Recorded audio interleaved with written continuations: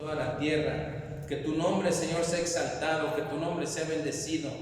Nosotros, Señor, somos el pueblo de tu mano, mi Dios. Nosotros somos tu pueblo y tú eres Dios por nosotros, Señor. Nosotros, mi Dios, no nos pudimos salvarnos a nosotros mismos. Fue tu mano poderosa la que nos salvó, mi Dios.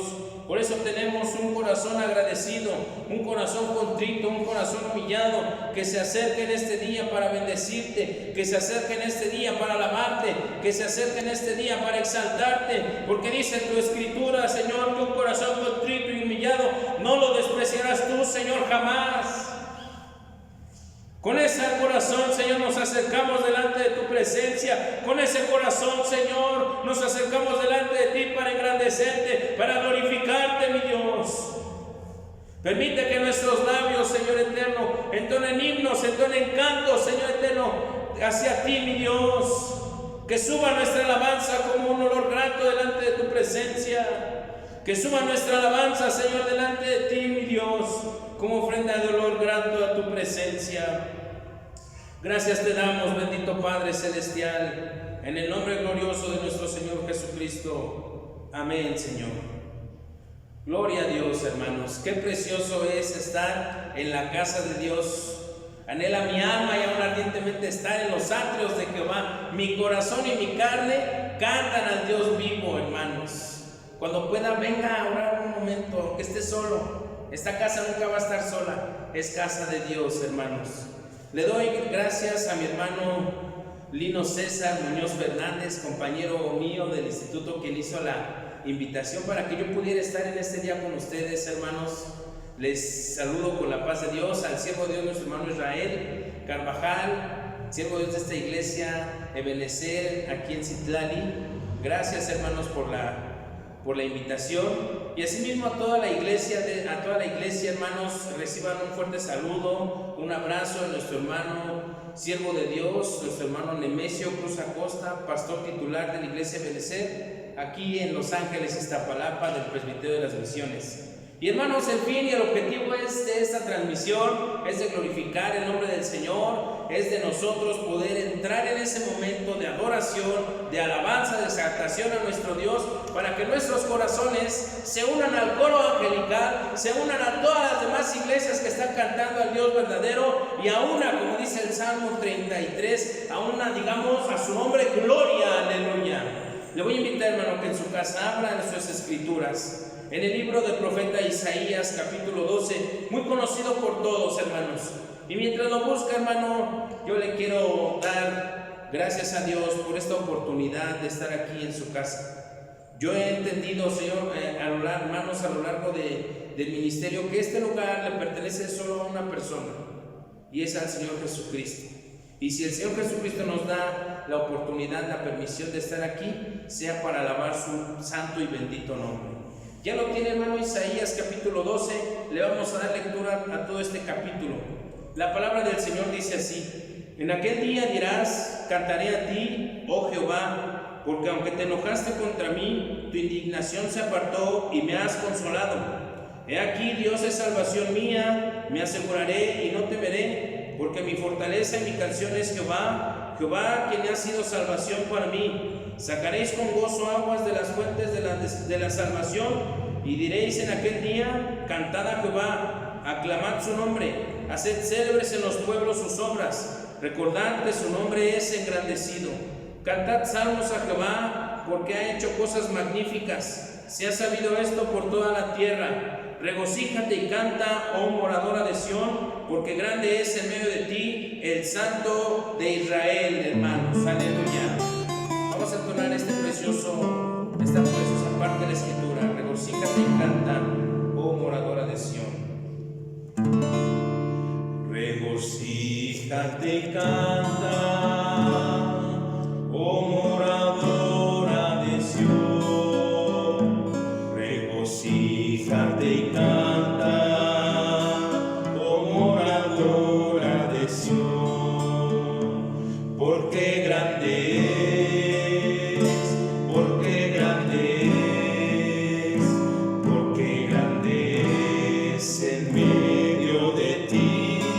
Santo de Israel.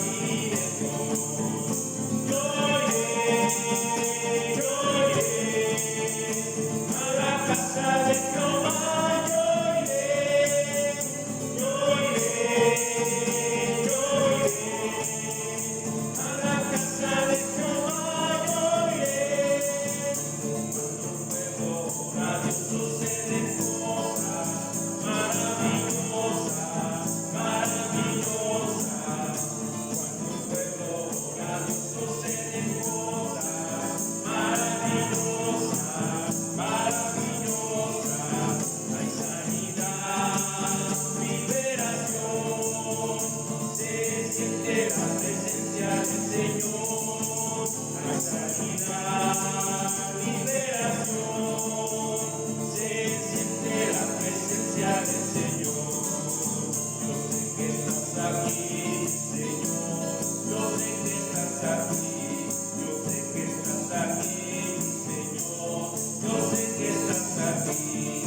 Mi alma te alaba, mi alma te alaba, mi alma te alaba, porque sé que estás aquí. Mi alma te alaba, mi alma te alaba, mi alma te alaba, porque sé que estás aquí. Satúrame, Señor, con tu espíritu. Satúrame, Señor, con tu espíritu. Satúrame, Señor, con tu espíritu. Satúrame, Señor, con tu espíritu. Y déjame sentir el fuego de tu amor aquí en mi corazón, oh Dios.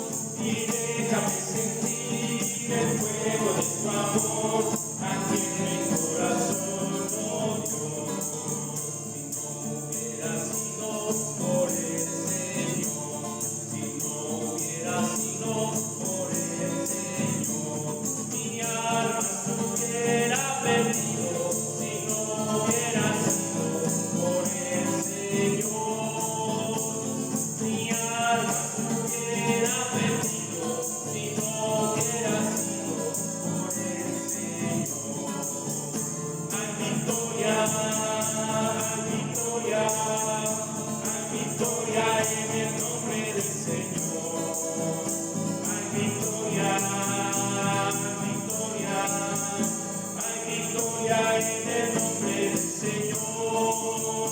No podrá el enemigo ganar la batalla, porque hay victoria, hay victoria, hay victoria en el nombre del Señor, porque hay victoria, hay victoria, hay victoria en el nombre del Señor.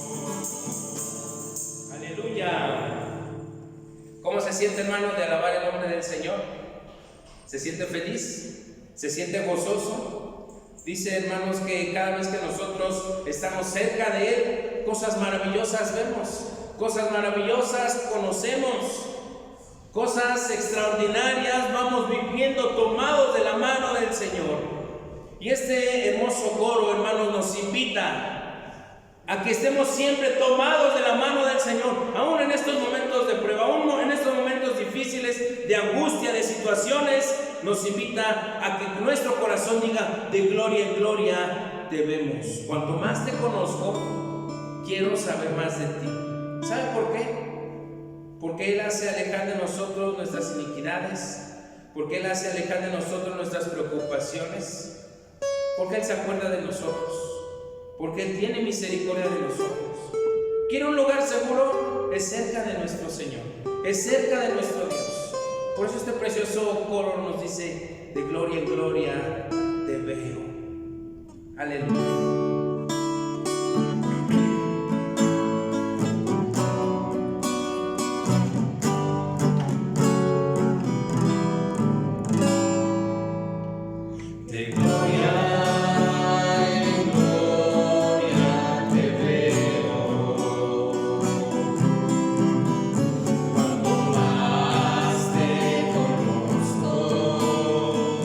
Quiero saber más de ti.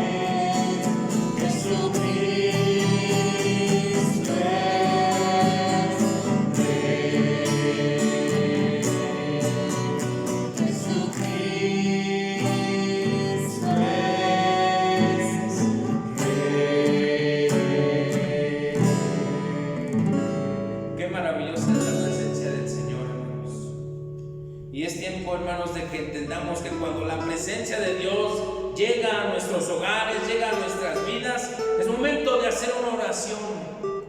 Y si en este momento, hermano, usted tiene una necesidad, un dolor, una enfermedad, una inquietud, es el momento.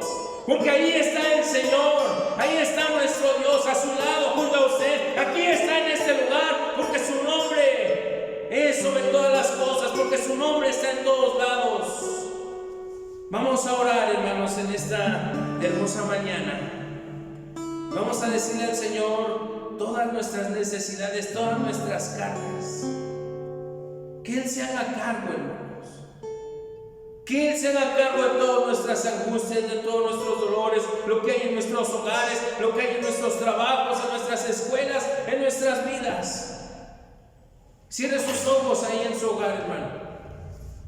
Bendito Padre Celestial, hemos invocado tu santo y bendito nombre, Señor, y te has manifestado, Señor. Te has manifestado en medio de nosotros.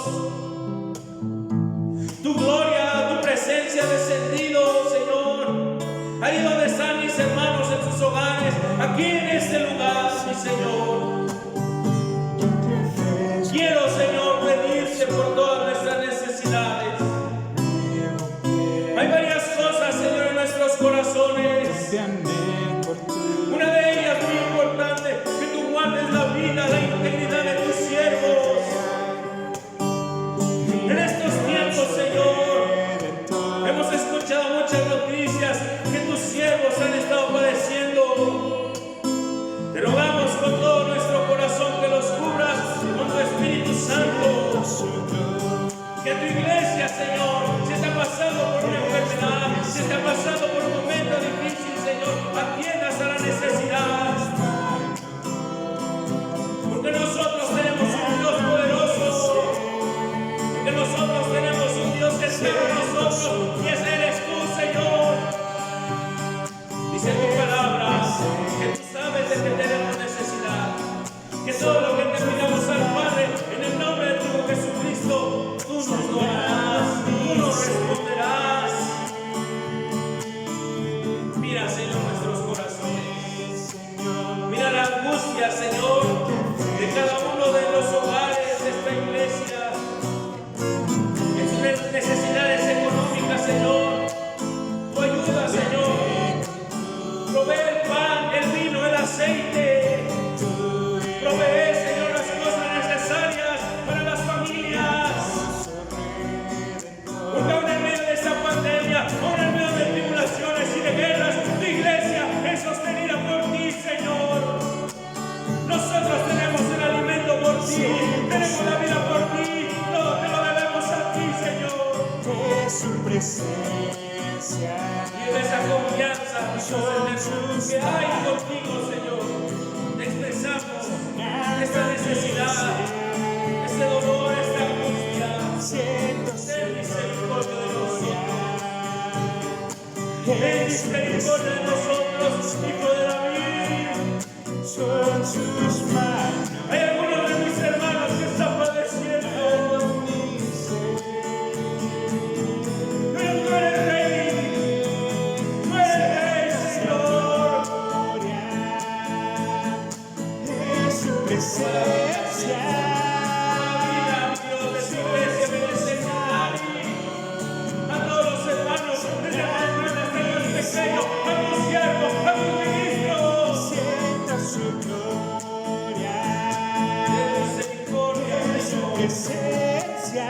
Extrañamos estar en tu casa. Sus manos. Extrañamos estar aquí. Llenando mi ser. Esa es otra necesidad. Su gloria. Ten misericordia, Su Señor. presencia. Ten misericordia, Sus Señor. manos. Que somos frágiles, que nuestros días son cortos aquí en esta tierra. Tú sabes todas las cosas, Señor. Tú sabes qué va a pasar contigo, qué va a pasar con tu iglesia. Solo permítenos, Señor, que a través de esta oración nuestros corazones sean fortalecidos, que a través de esta oración nuestros corazones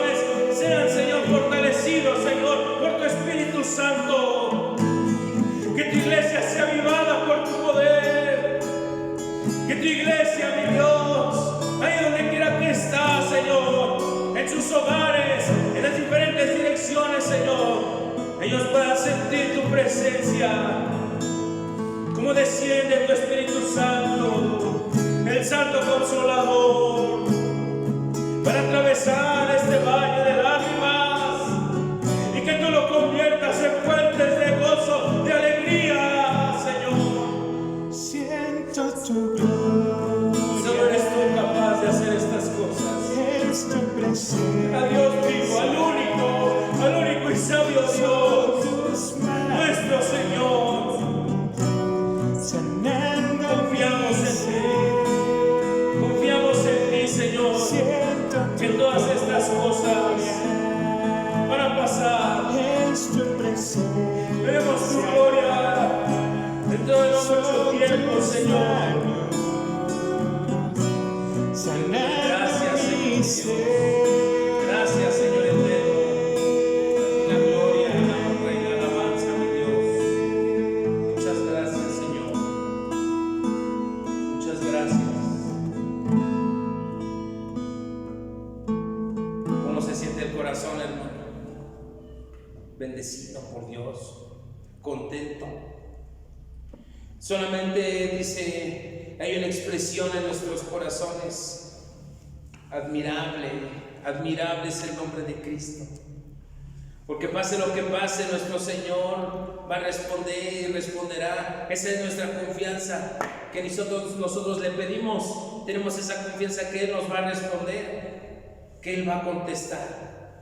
Y yo le invito, hermano, para asimismo darle el lugar a mi hermano que va a continuar con el tema. Vamos a entonar este precioso himno, himno 65 de la nueva edición de nuestros himnarios. El título dice: admirable es el nombre de Cristo. Y si usted reconoce que Cristo es admirable, yo le invito a que ahora se ponga de pie y que de pie le cantemos este himno a nuestro Señor Jesucristo. Admirable es el nombre de Cristo, aleluya.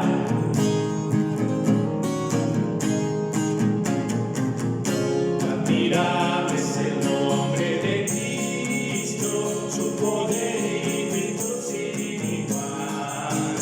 Es el nombre que Dios ha provisto para dar vida eterna al mortal. Es un nombre cual mirra fragante que perfuma y embriaga mi ser, y en la lucha me hace constante con su aguda virtud y poder.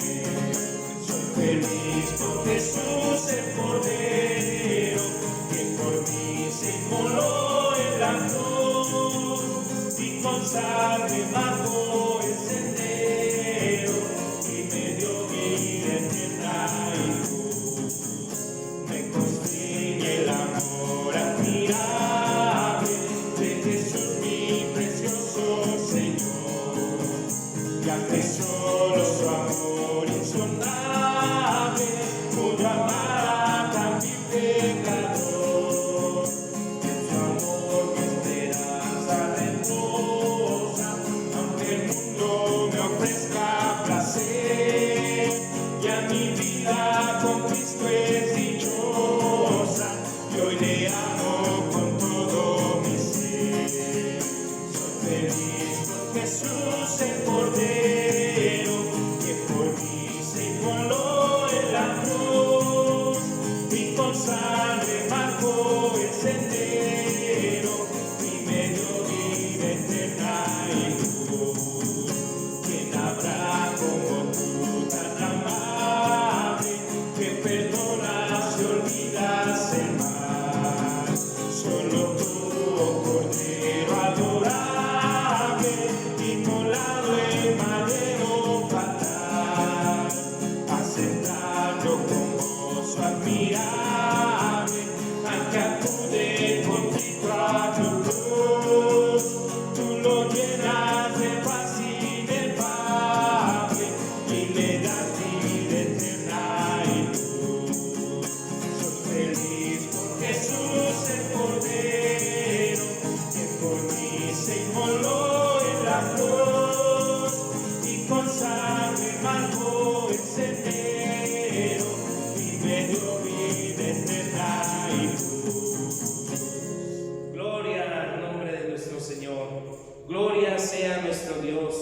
nuestro Padre Celestial, al Espíritu Santo, que ha estado con nosotros en esta preciosa alabanza. Y esta alabanza fue para ellos, para alabar y glorificar el nombre de nuestro Dios Trino, al Padre, al Hijo y al Espíritu Santo. Sea nuestra alabanza, hermanos, por los siglos de los siglos.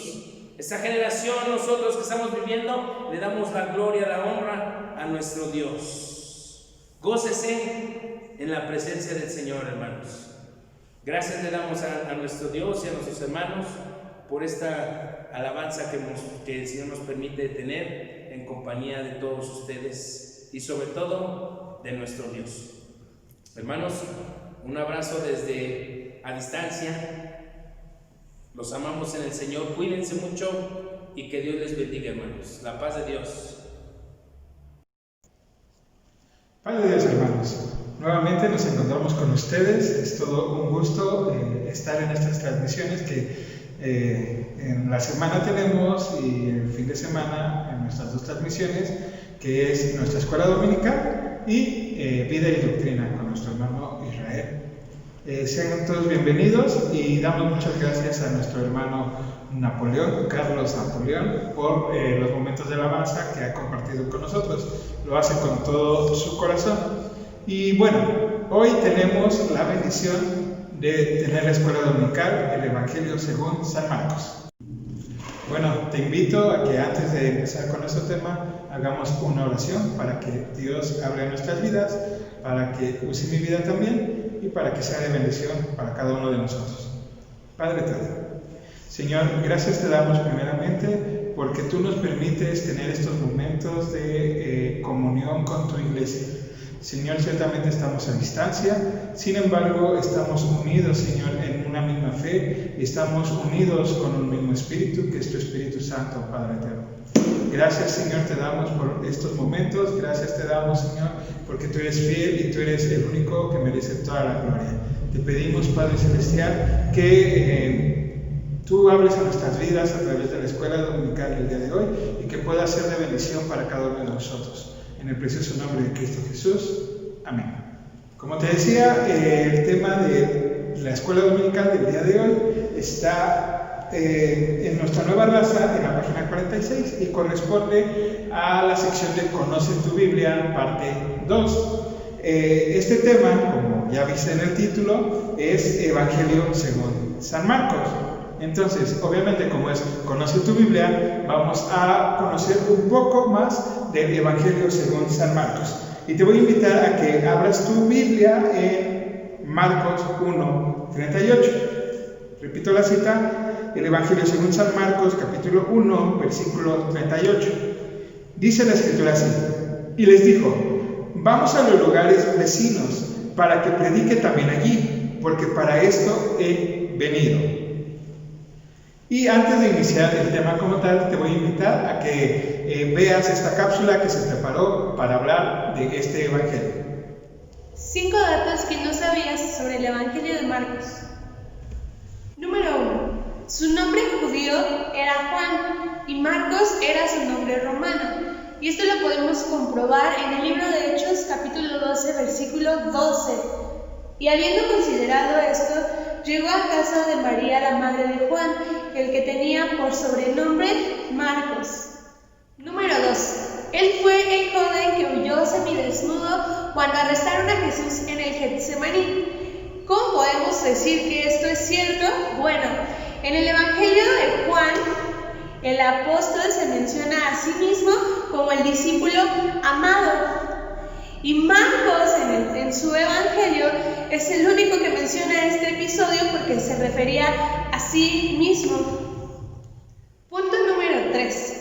Este Evangelio está dirigido a los gentiles y podemos comprobarlo porque en sus escritos Marcos se encarga de describir cosas que los gentiles no conocían.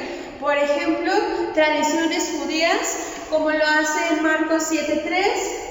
Diciendo, porque los fariseos y los judíos, aferrándose a la tradición de los ancianos, si muchas veces no se lavaban las manos, no comían. Entonces les estaba describiendo una tradición que era de los judíos y que algunos gentiles no conocían. También hace traducciones de algunas palabras que no conocían. Por ejemplo, en el capítulo 5, versículo 41, dice: y tomando la mano de la niña le dijo Talita Cumi, que traducido es: niña, a ti te digo. Probablemente estos gentiles no conocían este vocablo y Marcos se encargó de traducirlo para que lo entendieran. Número 4. La tradición dice que probablemente Marcos murió en el año 68 como mártir. La historia cuenta que fue atado con cuerdas en el cuello y arrastrado por las calles durante un día, y por la noche lo llevaron a la cárcel y al día siguiente aplicaron la misma estrategia hasta que murió. Número 5. Existe toda una controversia con respecto al final del Evangelio, y es que existen dos posturas.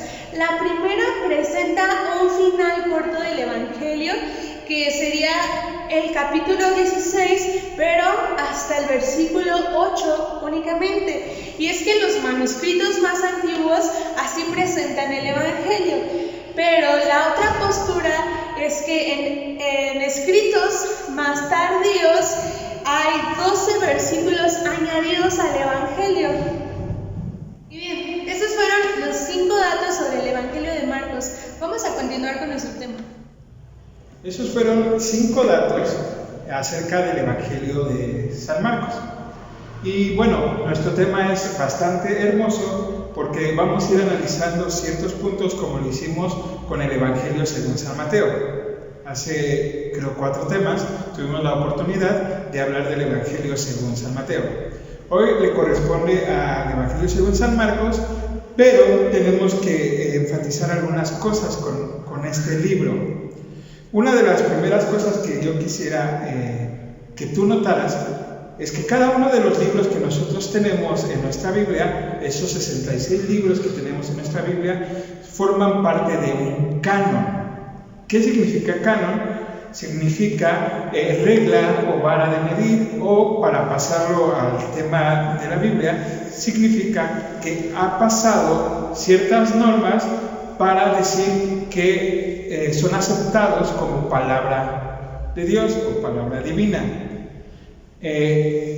Hace algunos años, o quizá todavía, está muy de moda hablar de los, por ejemplo, el Evangelio de Judas, el Evangelio de Pedro y muchos evangelios que no están dentro del canon bíblico, es decir, que no han cumplido la norma o las normas para ser parte de las Sagradas Escrituras. Dicho esto, tenemos que decir entonces que estos libros, especialmente hoy que estamos hablando del Evangelio según San Marcos, cumplen ciertas normas para decir que son canónicos. ¿Qué quiere decir esto? ¿O cuáles son estas normas? Son 4 normas. La primera es que tuvieron que haber sido escritos en el primer siglo. Ningún libro del Nuevo Testamento, enfoquémonos ahorita en el Nuevo Testamento, ningún libro del Nuevo Testamento fue escrito después del primer siglo. ¿Qué quiere decir con esto? Que fueron escritos por personas que tuvieron contacto directo con Jesús, es decir, algunos de sus discípulos, o fue escrito por personas que estuvieron en contacto directo con los discípulos de Jesús, que es el caso del Evangelio de Marcos, quien no fue un discípulo directo del Señor Jesucristo. O el Evangelio de Lucas, que Lucas tampoco conoció al Señor Jesucristo en persona. Segundo punto que tenemos que ver para que cumplan el canon es que estos libros citan el Antiguo Testamento. Muy claramente podemos hablar de Mateo, como lo vimos la vez pasada, como cita, y esto es para que se cumpliera lo dicho por el profeta. Marcos también lo hace, pero esto nos lleva al tercer punto. El tercer punto es que deben citar algunas costumbres judías o costumbres del pueblo judío. Marcos, especialmente Marcos, es experto en esta cuestión, cita muchas costumbres y hace la aclaración de a qué se refieren dichas costumbres o dichas palabras que se usaban en un contexto meramente judío. Y 4, tienen que estar centradas, todo su escrito, en la persona de Jesús. Es decir, nos van a narrar su vida, ministerio, muerte, pasión, muerte y resurrección de nuestro Señor Jesucristo. Toda la obra de los evangelios está centrada en la persona de Jesús. Dicho esto, también nosotros tenemos que ver que Marcos pertenece a los evangelios sinópticos, es decir, tienen una misma perspectiva. Uno de las cosas que hablaba la vez pasada con el evangelio de Mateo es que se dice que Mateo y Lucas agarraron ya algo que estaba escrito y sobre de él empezaron también a hacer sus escritos. ¿Sobre qué agarraron? Precisamente sobre el evangelio de Marcos. Este evangelio fue escrito, o fue el primer evangelio escrito. Todas las tradiciones y todo apunta a que fue el primer evangelio que se escribió. Entonces, si fue el primer evangelio escrito, tendremos que preguntarnos cuál fue la fecha en que se escribió.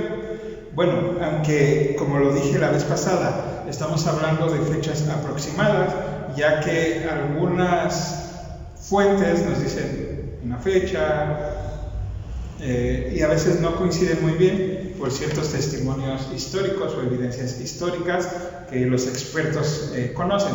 Sin embargo, hay un gran conjunto de expertos que dicen que fue el primero escrito. ¿En qué año se escribió?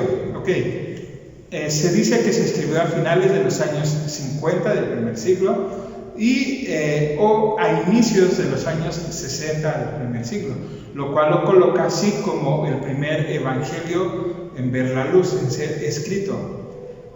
Este evangelio fue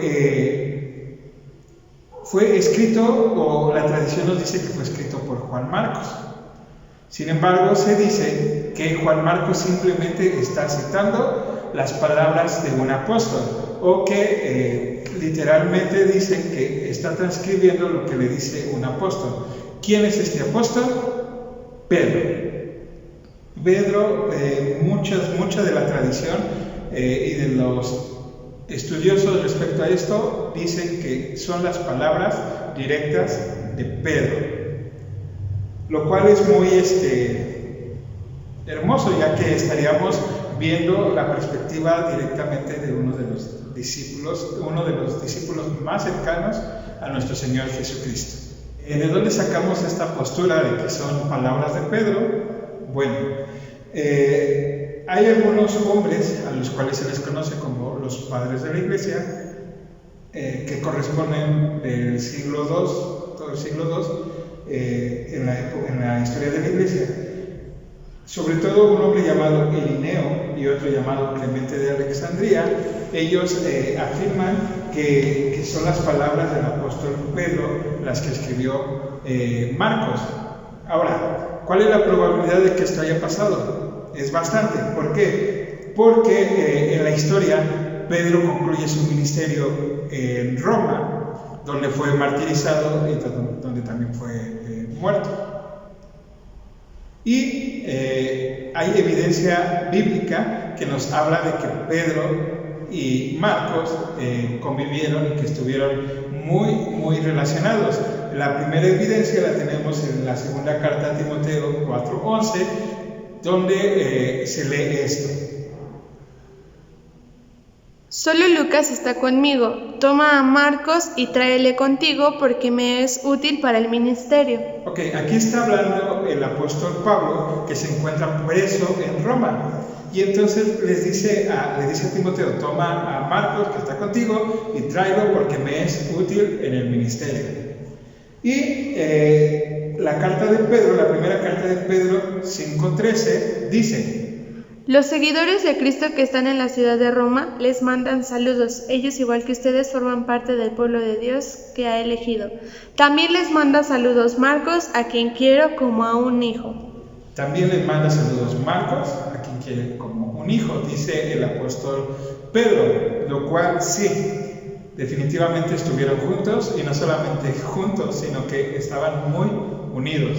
De hecho, que Pedro diga que lo quiere como a un hijo, habla de que realmente Marcos estaba muy pegado, muy allegado a Pedro, lo cual podría decirnos que sí, realmente lo que escribió Marcos son las palabras directas del discípulo Pedro.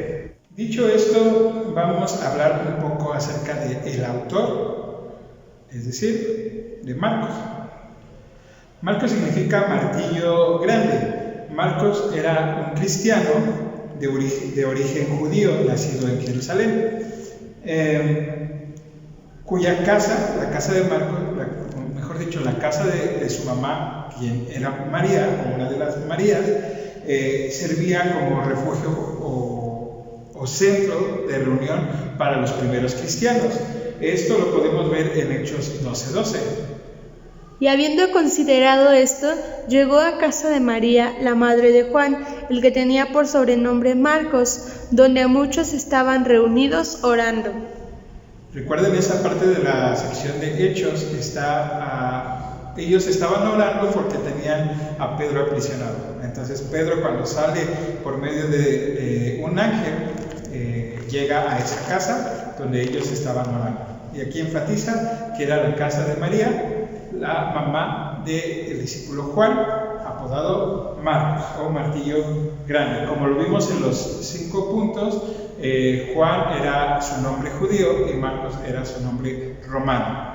También tenemos que decir respecto a este hombre que él fue uno de los que acompañó a Pablo y a Bernabé en su primer viaje misionero. Esto lo vemos en Hechos 13:5. Y llegados a Salamina, anunciaban la palabra de Dios en las sinagogas de los judíos. Tenían también a Juan de ayudante.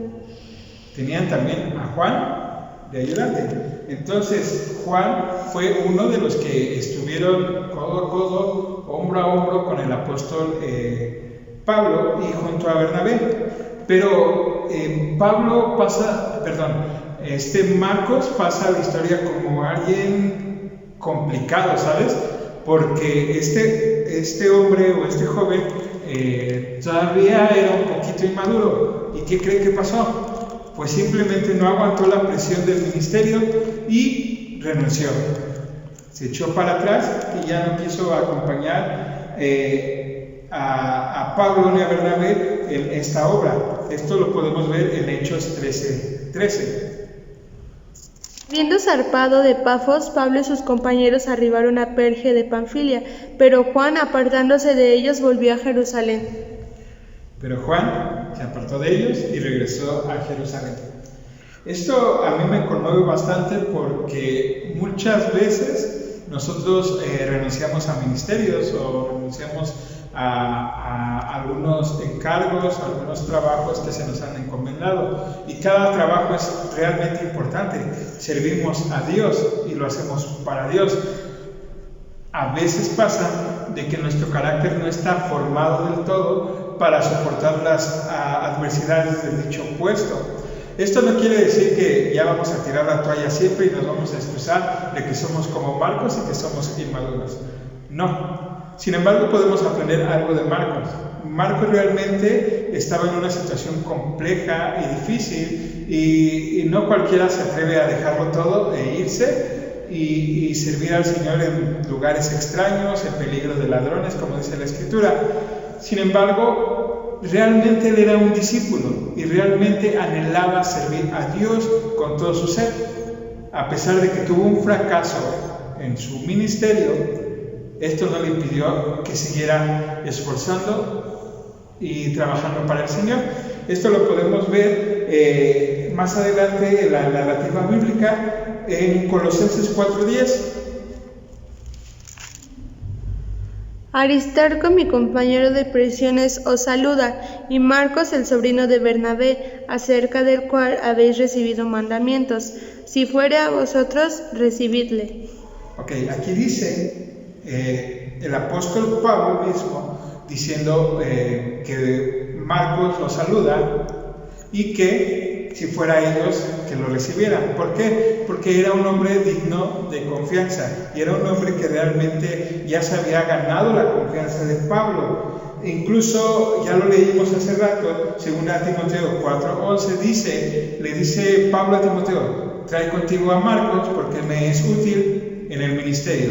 Quizá en un tiempo no cumplió tal vez las expectativas, sino que no haya cumplido las expectativas, sino no estaba preparado aún para la obra. Sin embargo, siguió trabajando, siguió esforzándose, y después de ser desechado por Pablo, porque Pablo incluso se enoja bastante, y cuando Bernabé dice: vamos a traer a Marcos, dice: no, ya no. A tal grado llegó esta discusión por Marcos que Bernabé y Pablo se separan y toman rutas diferentes. Fue muy complejo el asunto con Marcos. Sin embargo, ya pasados los años, vemos que le es útil a Pablo para el ministerio. ¿Por qué? Porque ya había crecido, ya se había formado y ya estaba dispuesto y sabía lo que significaba servir a Dios. Nunca bajó los brazos, y a pesar de que tuvo un momento difícil, se levantó y siguió adelante para servir a su Señor. Y esto va muy de acorde al propósito del libro. Bueno, hablemos ahora del propósito del libro. El Evangelio de Marcos es un relato bastante particular. Recordemos que cada uno de los libros marca la esencia del autor. Y entonces, el libro de Marcos podemos decir primero que es el evangelio más corto, es decir, pasa rapidísimo la lectura.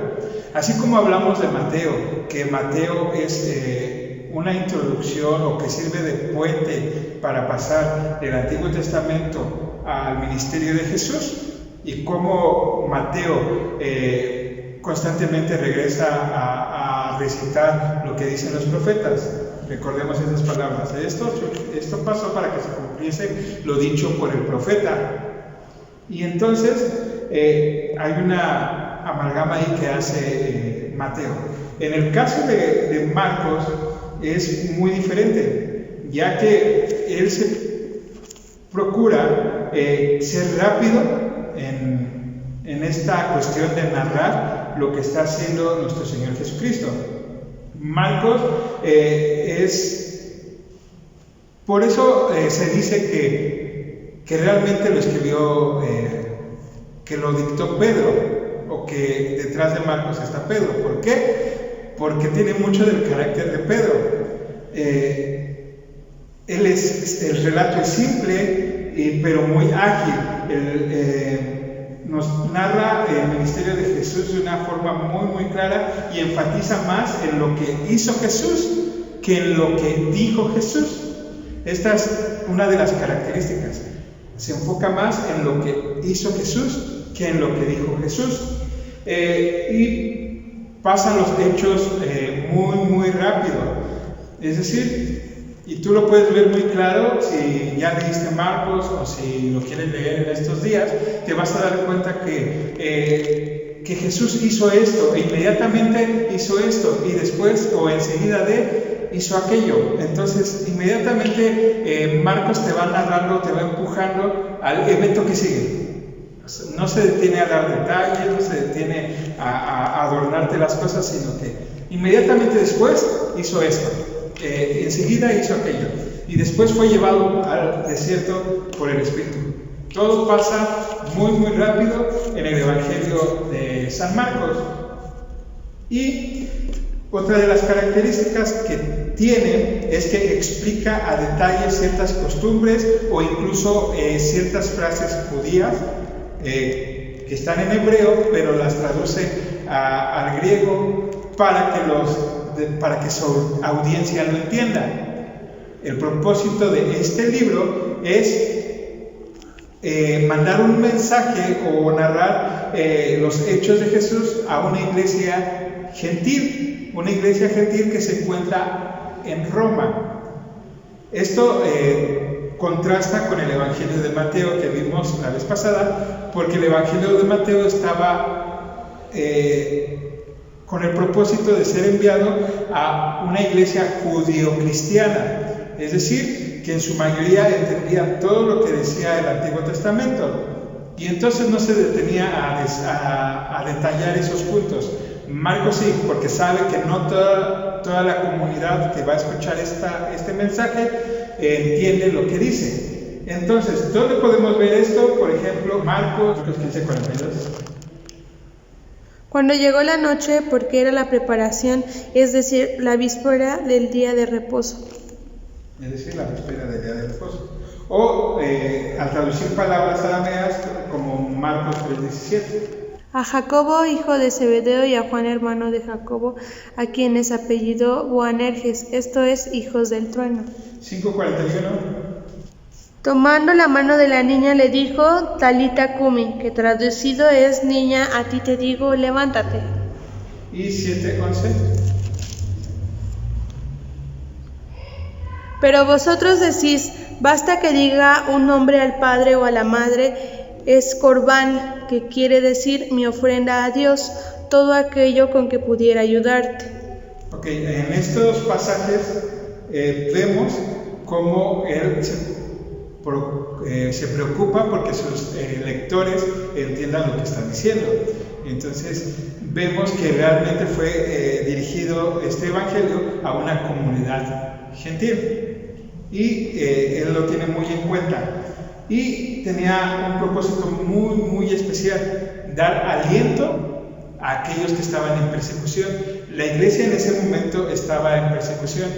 ¿Y de qué forma va a dar aliento o va a animar a que se esfuercen, a que sigan confiando, a que se fortalezcan en el Señor? Pues presentando a la vida de nuestro Señor Jesucristo. ¿Por qué? Porque Él, este evangelista, pone a Jesús como, o hace mucho énfasis como ser humano. Es decir, este evangelio, según San Marcos, lo pone en una perspectiva muy humana a nuestro Señor Jesucristo. ¿Por qué? Porque nos muestra la compasión de Jesús, nos muestra la misericordia de Jesús, nos muestra sus tristezas, nos muestra su enojo y constantemente está diciendo Marco, el Hijo del Hombre. Constantemente, una y otra vez está diciendo el Hijo del Hombre, y esto lo podemos ver en Marcos 3:5. Entonces, mirándolos alrededor con enojo, entristecido por la dureza de sus corazones, dijo al hombre, extiende tu mano, y él la extendió, y la mano le fue restaurada sana.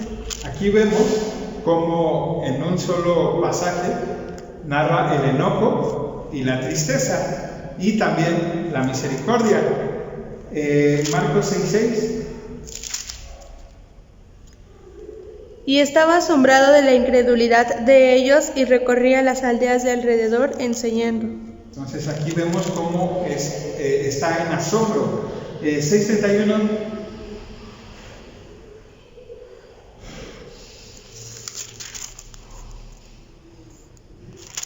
Él les dijo, venid vosotros aparte a un lugar desierto y descansad un poco, porque eran muchos los que iban y venían, de manera que ni aún tenían tiempo para comer.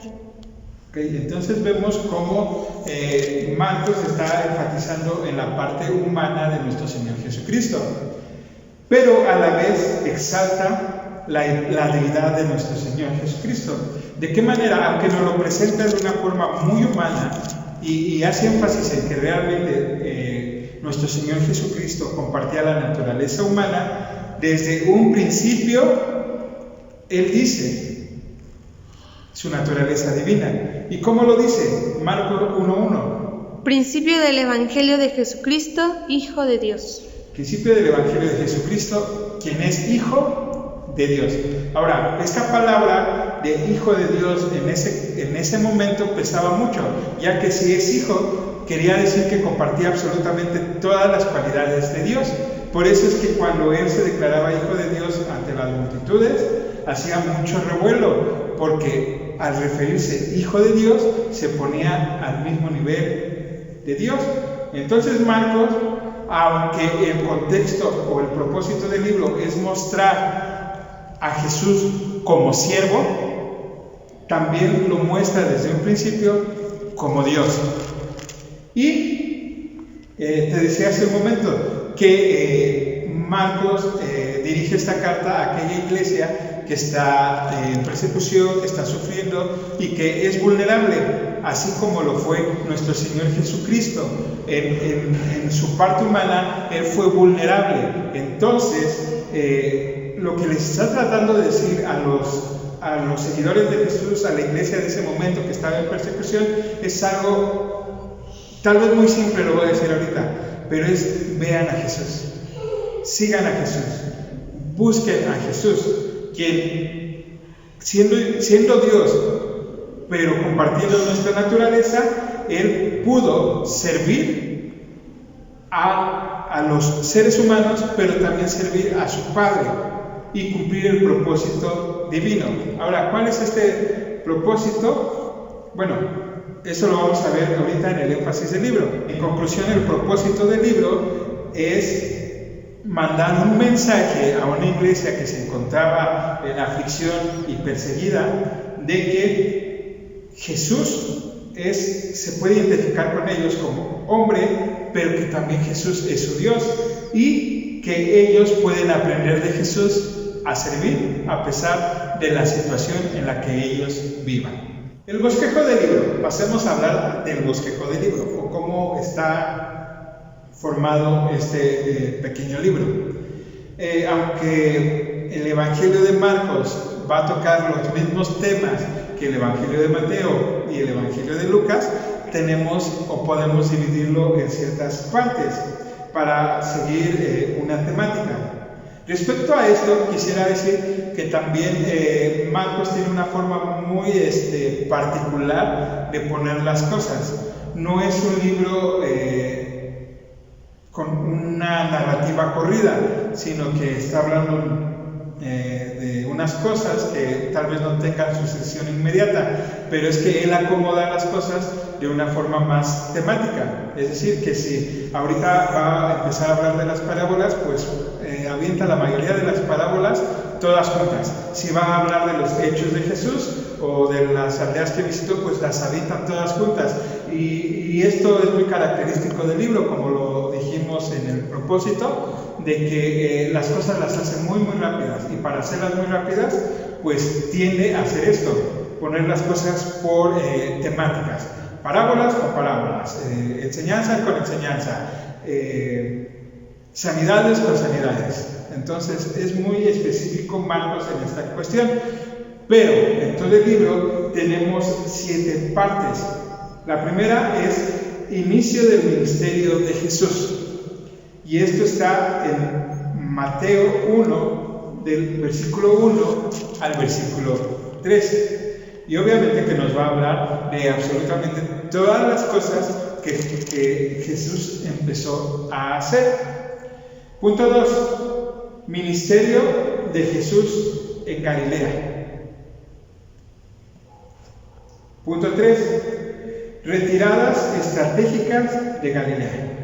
Aquí nos habla, en Mateo lo pusimos como el retiro de Jesús, ¿se acuerdan? Cuando Jesús se retiró y para pasar tiempo a solas con sus discípulos. Bueno, aquí nos dicen que son retiradas estratégicas de Galilea. Esto lo vamos a ver en el capítulo 6, del versículo 30 al capítulo 9, versículo 29. Cuarto punto, ministerio final en Galilea. Como dato curioso, también debemos recordar que la mayoría del ministerio de Jesús fue en Galilea y sus alrededores. Cuando fue a Jerusalén ya era el final del ministerio de Jesús. 4 me había quedado, ministerio final en Galilea, está del capítulo 9 al capítulo 9, versículo 30 al versículo 50. La parte 5 es el ministerio de Jesús en Judea y Perea, capítulo 10. La parte 6 es la pasión de Jesús, es decir, nos va a narrar todos los sufrimientos que ha pasado este siervo sufriente, capítulos del 11 al 15. Y como parte final, o la parte número 7, la resurrección de Jesús. Capítulo 16. Ahora hablemos del énfasis del libro. Ya vimos el propósito, ya vimos el bosquejo, hablemos del énfasis.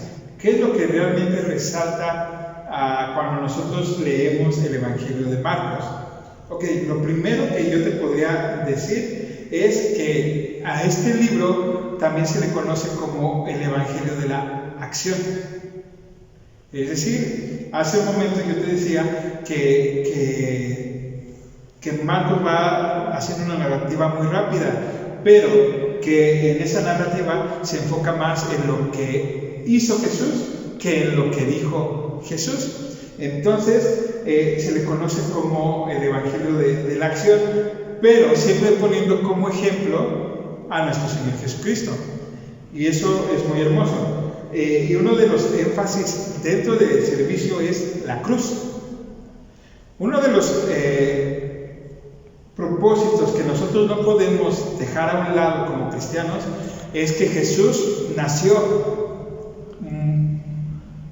para vivir una vida conforme a Dios le agrada, pero dentro de esa vida uno de los más grandes propósitos, así como nota aclaratoria de estas que luego ponemos en los post-its o en los imanes ahí en los refrigeradores, que no podía omitir por ningún motivo, era la cruz. Ahora, Marcos enfatiza tanto en la causa humana de la cruz como la causa divina de la cruz. ¿Qué quiero decir con esto? ¿O qué quiere decir con esto la nueva raza? Que hay una causa por la que Jesús fue a la cruz meramente humana. ¿Y cuál fue esa causa? Simplemente que tenía opositores, y esos opositores en su mayoría eran los líderes religiosos de aquellos momentos. Esto lo podemos encontrar en Marcos 12:12. Y procuraban prenderle porque entendían que decía contra ellos aquella parábola, pero temían a la multitud y dejándole se fueron. Pero querían prenderle, pero no solamente querían prenderle, sino querían matarle. Marcos 14:1 y 2. 2 días después era la Pascua y la fiesta de los panes sin levadura, y buscaban los principales sacerdotes y los escribas cómo prenderle por engaño y matarle, y decían, no durante la fiesta, para que no se haga alboroto del pueblo. Ok, aquí vemos que había un factor humano que pretendía matar a Jesús, que querían aprenderlo para matarle. Ya leímos 2 citas, aunque obviamente hay más citas a lo largo del Evangelio de Marcos. Pero esto no quiere decir que Jesús fue a la cruz por causa de ellos. Humanamente podríamos decirlo sí, pero había un propósito. Y ese propósito lo enfatiza, había un propósito divino, y Marcos lo enfatiza constantemente también su evangelio. Por ejemplo, está la cita de Marcos 8:31. Y comenzó a enseñarles que le era necesario al Hijo del Hombre padecer mucho y ser desechado por los ancianos, por los principales sacerdotes y por los escribas, y ser muerto y resucitar después de 3 días. Entonces aquí Marcos dice, empezó a enseñarle a sus discípulos, empezó a decir que era necesario que el Hijo del Hombre, o sea Jesús, fuera muerto por los escribas. 9:31. Porque enseñaba a sus discípulos y les decía, el Hijo del Hombre será entregado en manos de los hombres y le matarán, pero después de muerto resucitará al 3er día. Y 10:33 y 34. He aquí subimos a Jerusalén, y el Hijo del Hombre será entregado a los principales sacerdotes y a los escribas, y le condenaban a muerte y le entregaban a los gentiles, y le escarnecerán y le azotarán y escupirán en él y le matarán, mas al 3er día resucitará. Ok, y en palabras, y perdóname que me regrese a Mateo, pero necesitamos ir como recordando todo lo que hemos visto. Y en palabras de Mateo, Mateo diría, esto es para que se cumpliese lo dicho por el profeta o por los profetas. Y aquí Marcos enfatiza, ¿ok? Sí hay un factor humano, pero el factor primordial es el plan de Dios, que ya estaba escrito y establecido que Jesús iba a dar su vida por rescate de muchos. Y esto no era desconocido para Jesús, y lo decía y lo enseñaba muchas veces. Ahora, por eso es que enfatizamos en la acción. Ahora, todo su ministerio fue para llegar a ese momento crucial. Y entonces él trabajó arduamente y se puso en acción todo este tiempo para cumplir con este propósito divino. Dentro del accionar, también Marcos enfatiza en el discipulado. Discipulado se menciona, o Marcos menciona la necesidad de realmente hacer discípulos. Y esto lo empieza a narrar en el Evangelio según San Marcos 8, 34 al 38. Y llamando a la gente y a sus discípulos les dijo: si alguno quiere venir en pos de mí, niéguese a sí mismo y tome su cruz y sígame, porque todo el que quiera salvar su vida la perderá, y todo el que pierda su vida por causa de mí y del Evangelio la salvará. Porque ¿qué aprovechará al hombre si ganare todo el mundo y perdiere su alma? ¿O qué recompensa dará el hombre por su alma? Porque el que se avergonzare de mí y de mis palabras en esta generación adúltera y pecadora, el Hijo del Hombre se avergonzará también de él cuando venga en la gloria de su Padre con los santos ángeles. Amén. Entonces nos habla de que tenía seguidores y después dijo: si alguno quiere ser mi discípulo. Entonces no solamente basta ser un seguidor, sino que aquí nos narra la necesidad de hacer discípulos de Jesús. Y esto se queda muy grabado, si es la narrativa de Pedro escrita por Marcos, se le quedó muy grabado esta enseñanza a Pedro, ya que dedica su vida a hacer discípulos. Pero definitivamente es algo que debe quedar grabado en nuestros corazones, el hacer discípulos a todos los hombres, no solamente seguidores, sino discípulos. Y esto es muy hermoso, ya que nos lleva nuevamente a la acción. Constantemente accionar, para cumplir los propósitos de Dios, para hacer discípulos a todas las naciones. También ¿qué enfatiza Marcos? Aunque Marcos, como lo dije hace un momento, se enfoca más en lo que hizo Jesús que en lo que enseñó Jesús, no quiere decir que Marcos no considerara a Jesús como maestro. Al contrario, para Marcos Jesús era el maestro de maestros.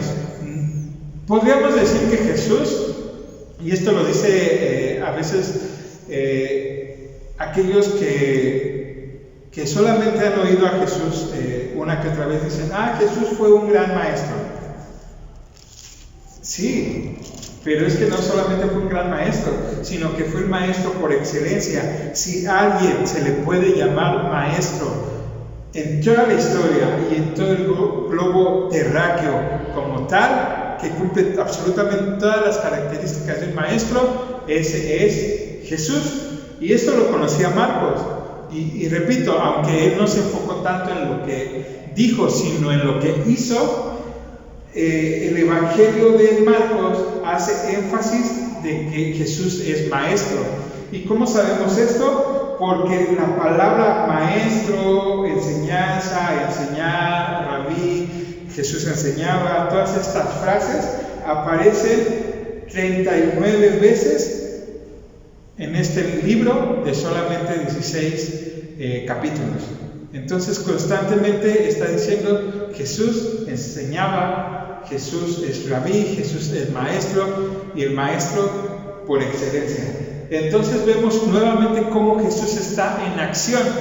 No solamente está quieto esperando el momento de su crucifixión, sino que toda su vida fue una vida de acción, repito, para cumplir el propósito divino, para cumplir con hacer discípulos a todas las personas y para llevar un mensaje de verdadera sabiduría a todo el mundo.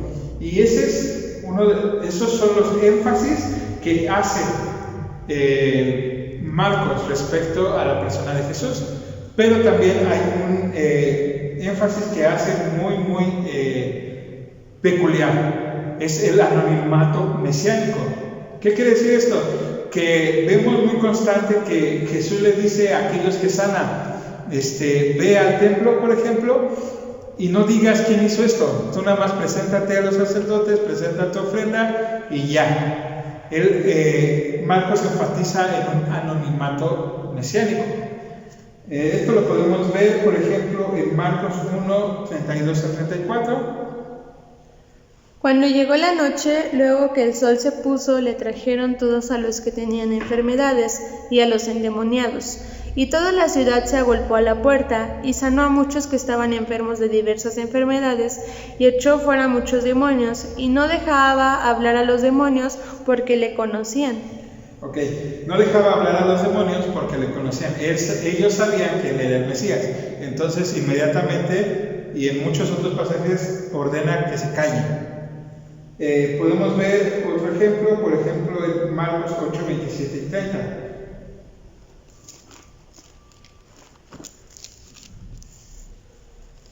Salieron Jesús y sus discípulos por las aldeas de Cesarea de Filipo, y en el camino preguntó a sus discípulos diciendo: ¿Quiénes dicen los hombres que soy yo? Ellos respondieron: unos Juan el Bautista, otros Elías, y otros algunos de los profetas. Entonces él les dijo: ¿Y vosotros quién decís que soy? Respondiendo Pedro le dijo: Tú eres el Cristo. Pero él les mandó que no dijesen esto de él a ninguno. Ok, aquí vemos cómo a pesar de que esta revelación fue divina en el corazón de los discípulos, el mismo Señor Jesucristo dice: ok, ustedes lo entienden y lo saben, no se lo digan a nadie. Y constantemente está haciendo esta acción el Señor Jesucristo en el Evangelio según San Marcos. Pide ese anonimato mesiánico para que él pudiese cumplir el propósito esencial de su vida, que era morir por los pecadores, morir por la humanidad, para rescatarlos de sus pecados.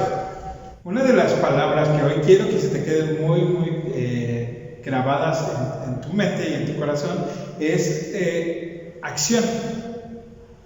Ya hace un momento enfaticé juntamente con Marcos en la acción de nuestro Señor Jesucristo.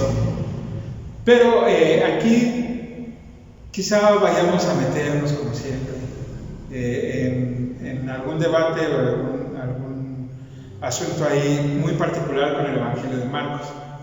Y estábamos pensando si hablarlo o no hablarlo, y consideramos que sí, tenemos que hablarlo. ¿Por qué? Bueno, primero te explico cuál es la polémica, cuál es el asunto. Dentro del Evangelio de Marcos hay dos posturas.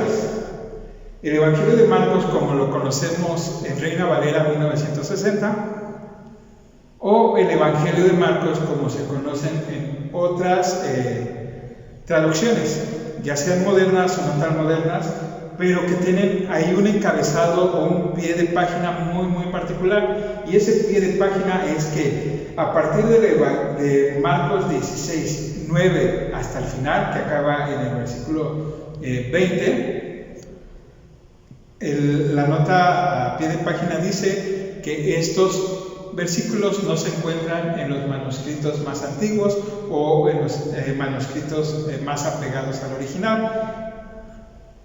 Ok, ¿y dónde está la controversia? En que algunos dicen, más bien no se dice, está con evidencias de papiros y todo esto, que estos versículos se añadieron muchos años después al Evangelio de Marcos. ¿Qué tantos años después? Pues muy poquitos, como 300 años después del Evangelio, de que fue escrito el Evangelio de Marcos. Entonces, obviamente que esto causa mucha polémica. ¿Y por qué queremos transmitirte esto o que estés enterado de esto? Porque muchas veces es un argumento que se usa para decir que la Biblia no tiene validez o que los evangelios no tienen validez. Y no es el caso, y vamos a ir viendo algunos asuntos. Como dije hace un momento, los manuscritos más antiguos, y es decir, con esto no me refiero al original, porque el original como tal o no se ha encontrado o de plano ya se perdió, sino que más antiguos nos referimos a lo más apegado a ese original. Entonces, dentro de los padres de la iglesia, nadie cita el Evangelio de Marcos en sus versículos finales, sino todos se quedan en el versículo 8. No hay menciones en los padres de la iglesia de versículos de los siguientes versículos. Estas citas a los siguientes versículos empiezan después del año 300 después de Cristo, es decir, muchos años después de que fue escrito el Evangelio según San Marcos.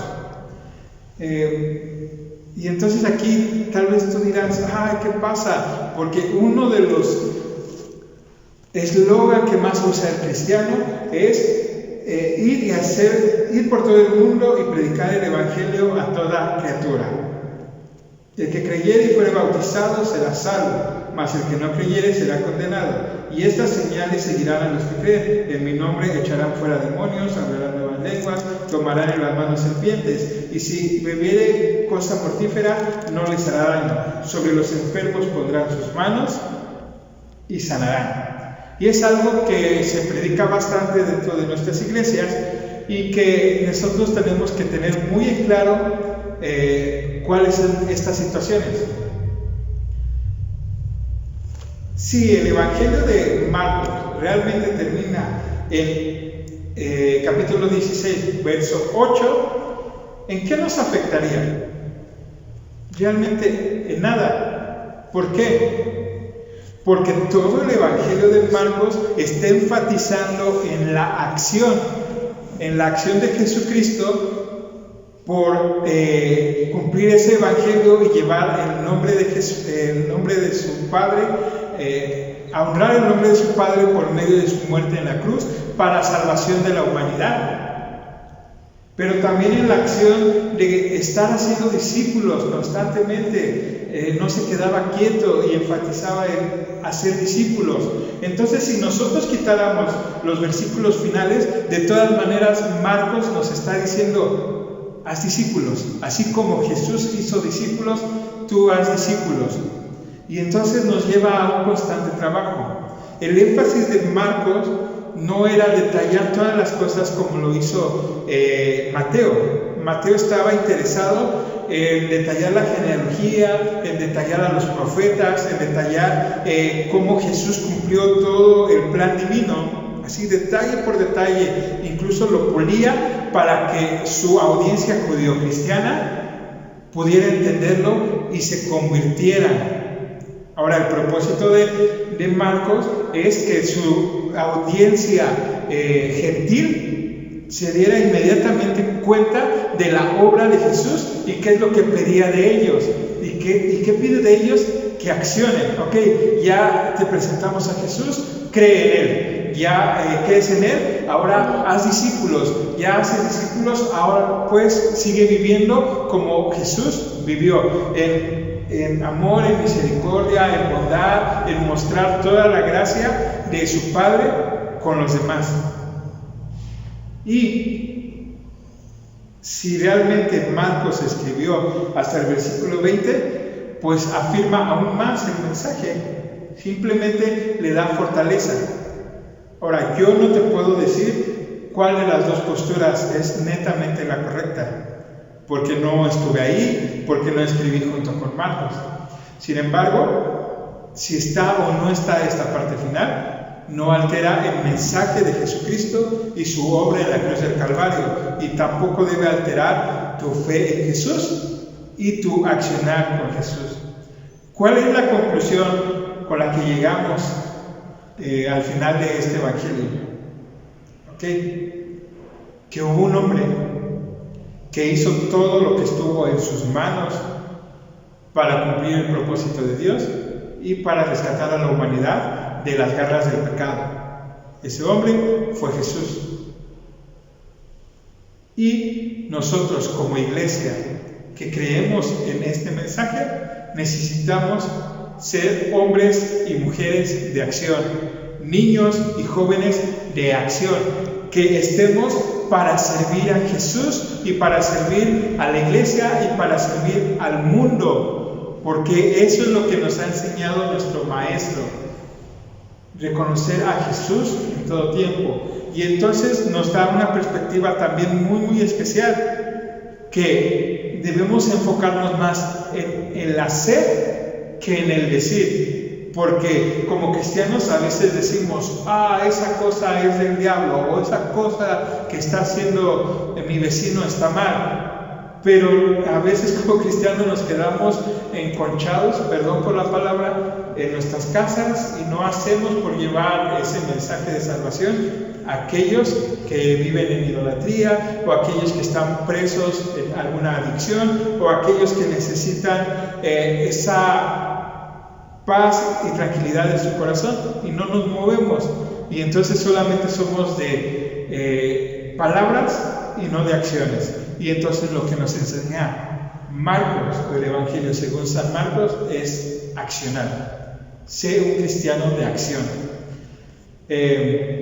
Perdón que lo diga quizá muy directamente, pero hoy más que nunca necesitamos gente de acción.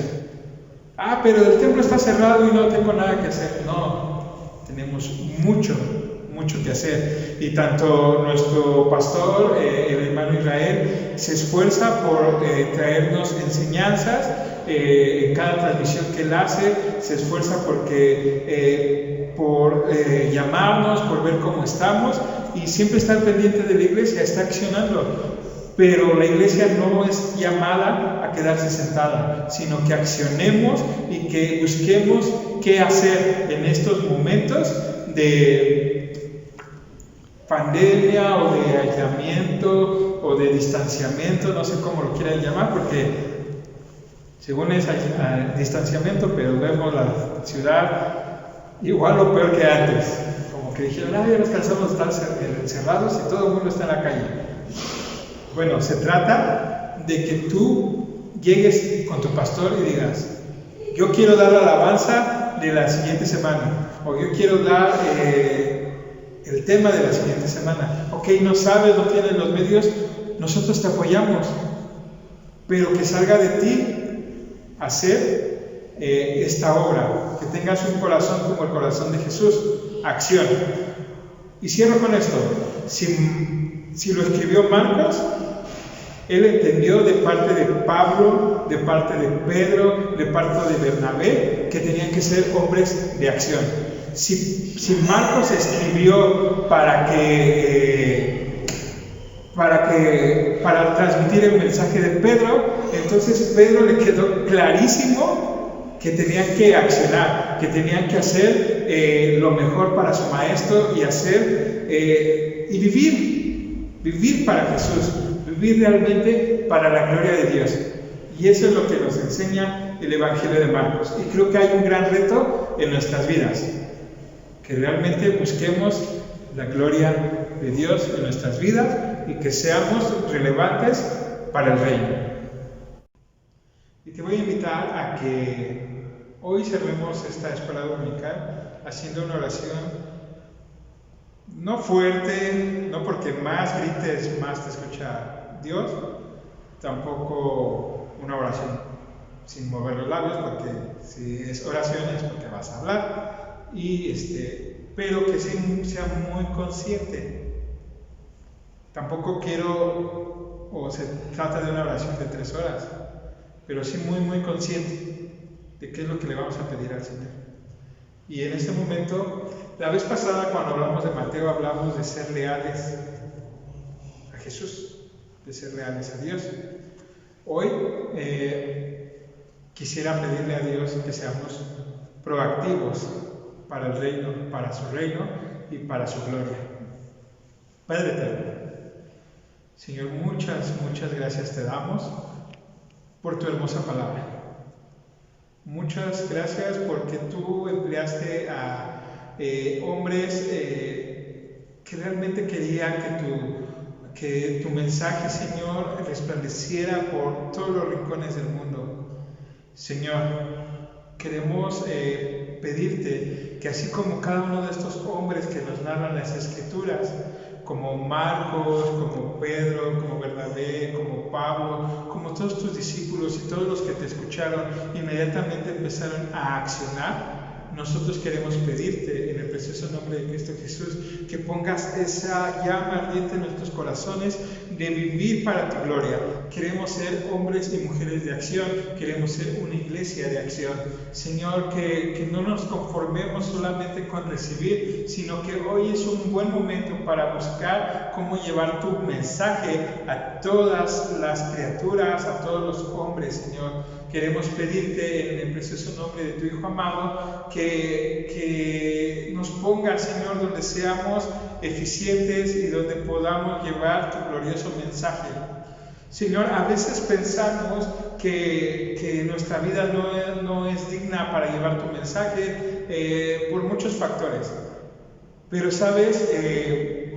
No importa nuestro testimonio, claro que importa, pero aún si nuestro testimonio callare o si nos viéramos o si desapareciéramos para la humanidad o si nadie nos conociera, el único relevante aquí es tu mensaje, es tu Hijo Jesucristo y ese mensaje tan hermoso para el rescate de las almas.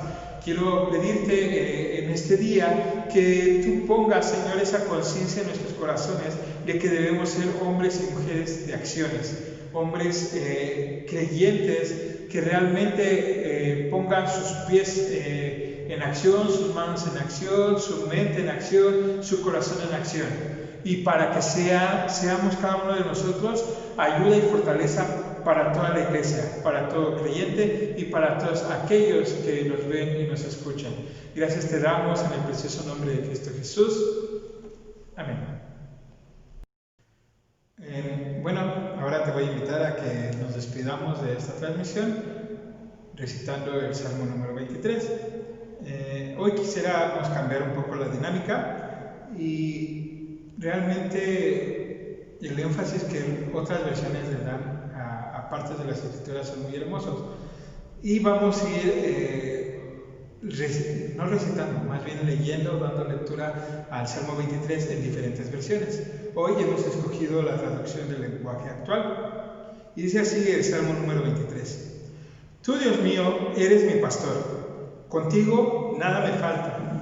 Me haces descansar en verdes pastos y para calmar mi sed me llevas a tranquilas aguas. Me das nuevas fuerzas y me guías por el mejor camino, porque así eres tú. Puedo cruzar lugares peligrosos y no tener miedo de nada, porque tú eres mi pastor y siempre estás a mi lado. Me guías por el buen camino y me llenas de confianza. Aunque se enojen mis enemigos, tú me ofreces un banquete y me llenas de felicidad. Me das un trato especial. Estoy completamente seguro de que tu bondad y tu amor me acompañarán mientras yo viva y de que para siempre viviré donde tú vives. La paz de Dios, hermano.